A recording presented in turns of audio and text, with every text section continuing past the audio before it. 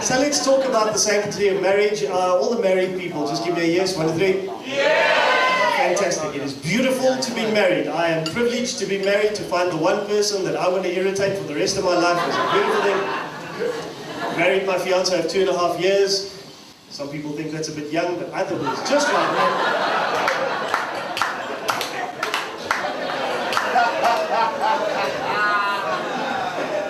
But there's negotiation, there's give and take, and that's what makes marriage cool. You know what I mean? There's like in the, I love you and I love you, and then, when we decided to get married, and if anybody of you are planning a wedding, don't bother, just give yourself a Brazilian wax with a weed eater, that's what it feels like. I just mean the organizing of the wedding. That's just an awful thing. The marriage is fantastic. But when you actually kind of come to the negotiation, she said to me that she wanted to get married on a lovely sort of private game lodge, and I said, yes, dear. And then she said to me she wanted to go on honeymoon. She wanted to go on honeymoon somewhere exotic, and I said, yes, dear. She said, and then she wanted to come back and renovate a big house, and I said, yes, dear. Because I always call her dear when I'm thinking of shooting her with a hunting rifle.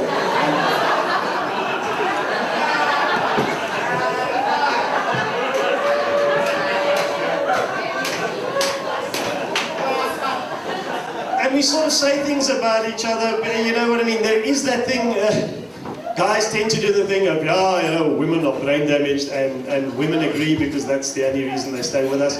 And I really kind of wonder, because guys have a tendency to say things like, women are not logical.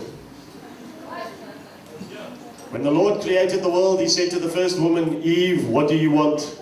Tits or logic?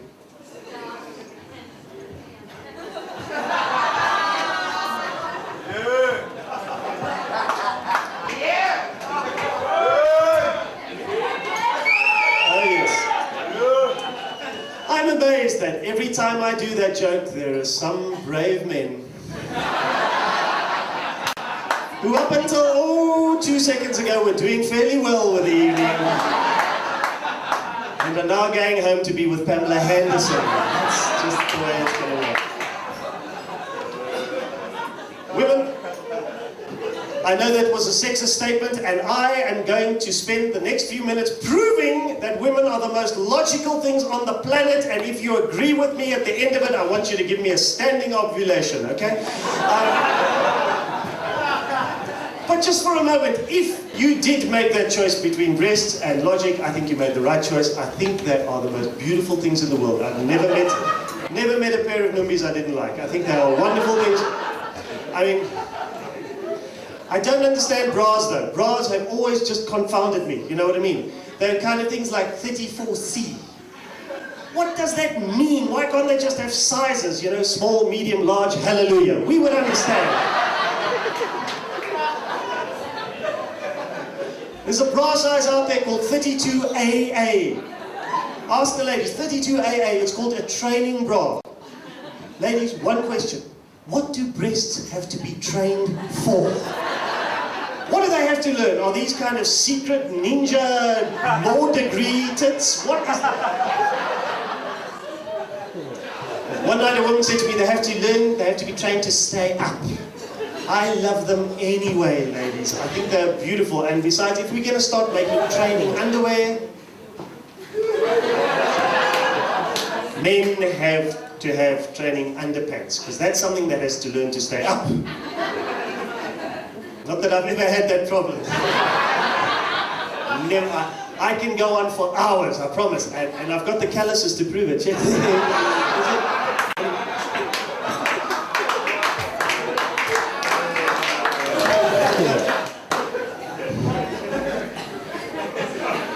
I'm virile, I tell you.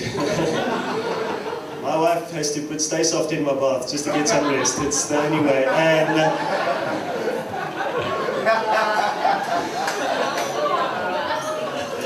ladies and gentlemen,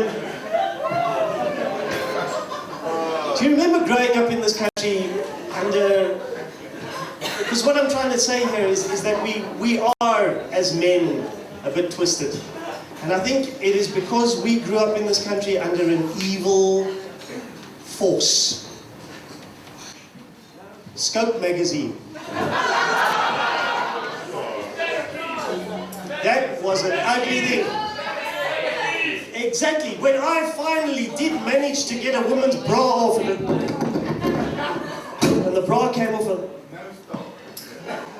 where are the stars exactly?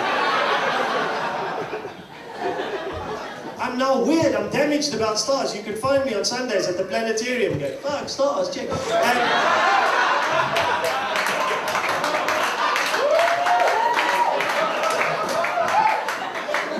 Enough of the masturbation jokes, I promise you, no more, no more. I just want to say, ladies, you're the most logical thing in the world, and I will prove it to you by using the game of chess. It's so logical, it was the second thing they could teach computers to do after maths.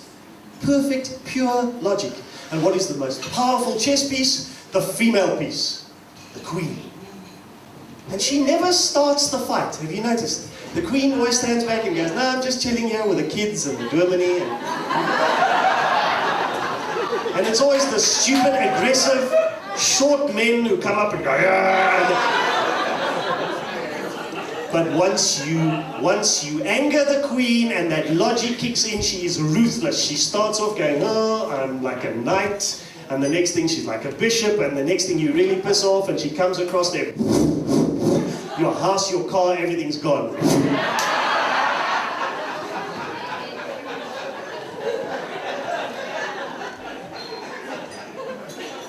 In response, hey, you have the male piece. The one that's supposed to be in charge. The king. And what can he do? Whoa, bliksem.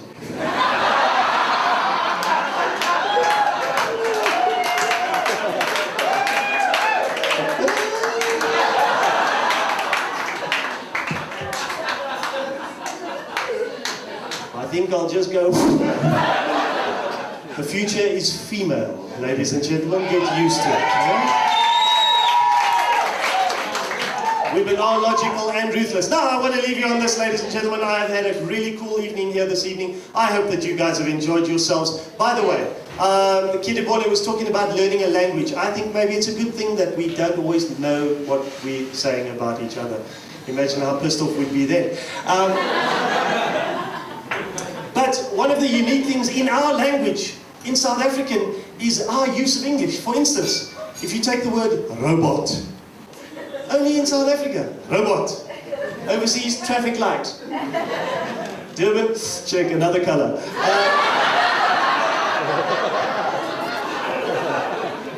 Bloemfontein, it's a slow disco, maar ons dans. You know what I mean?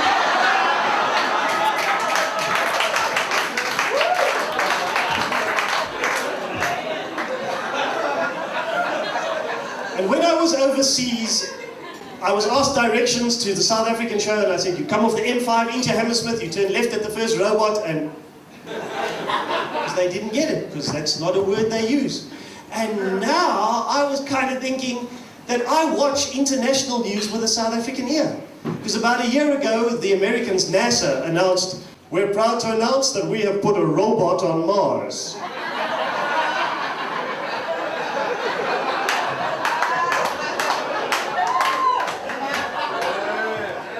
Why, bro? You only got one car there, it's not a problem.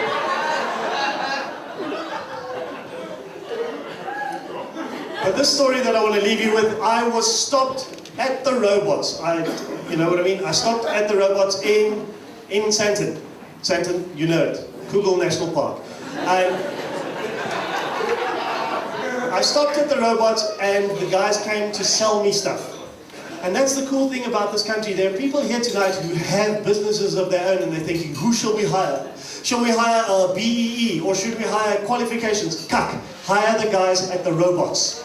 And the finest marketing team you will ever have in your life. They will sell you anything. They'll sell you yesterday's newspaper, plastic bags with holes in it, 5 liters of Taiwanese super glue, which comes in handy if you're driving a Korean car, I promise you. And they don't even have to talk to you, they just come up and go. I rolled down the window, the guy, I said, brew, we have 11 official languages, I don't speak budgie, talk to me.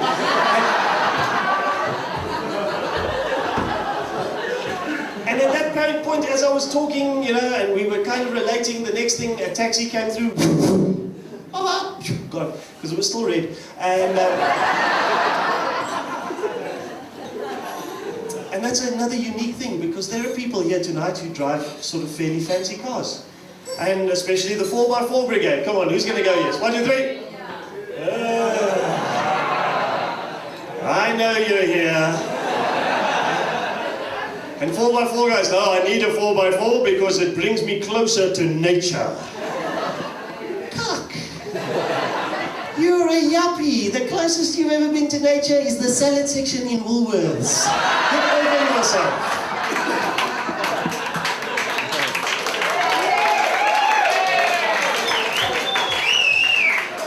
If you really want to be safe on the roads, take whatever car you drive, okay? Whatever car you drive, Hyundai, Daewoo, Daihatsu. I'm sure they're lovely, I'm just never buying anything with Dai in the name, okay? And take whatever you drive and install a Toyota Hiace taxi hooter. Just the hooter. Put it in and you drive. Bop, bop, bop, the traffic in front of you parts. Nobody fucks with a taxi. Bop, bop, bop, the traffic just goes. It's like the Red Sea. Bop, bop, bop. You'd think Moses was driving this taxi, man.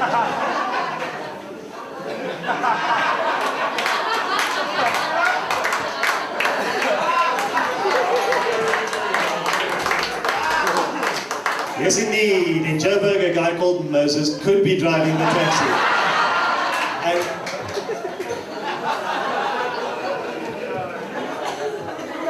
So I was still stopped at the robot, and the next thing, this beautiful, magnificent German luxury sports car pulled in next to me. And instantly, the guys who was trying to sell me stuff spotted a better sale. And so all the vendors ran around. I don't know if there were vendors, that could have been Corsa, Zulu, anything, but they ran around.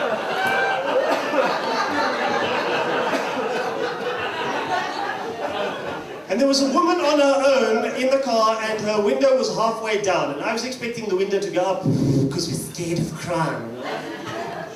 Because she was, you could see, you know what I mean? She had like beautiful gold jewelry, bags under the eyes by Gucci, that kind of stuff. And I was expecting it to go, oh no, and instead, the window came down.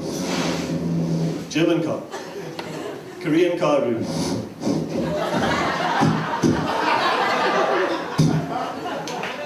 Anyway. And she spoke.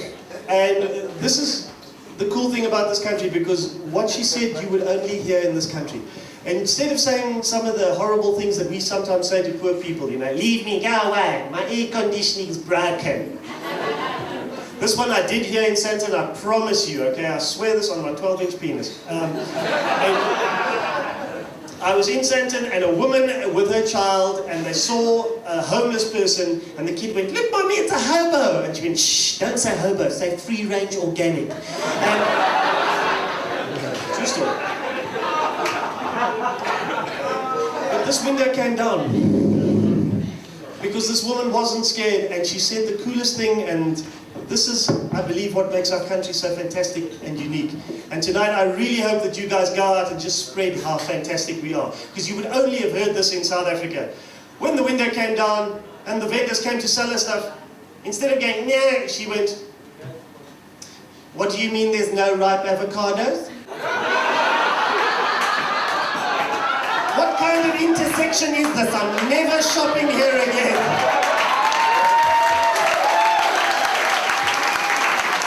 Ladies and gentlemen, my name is Prodgers. Thank you very much for being here.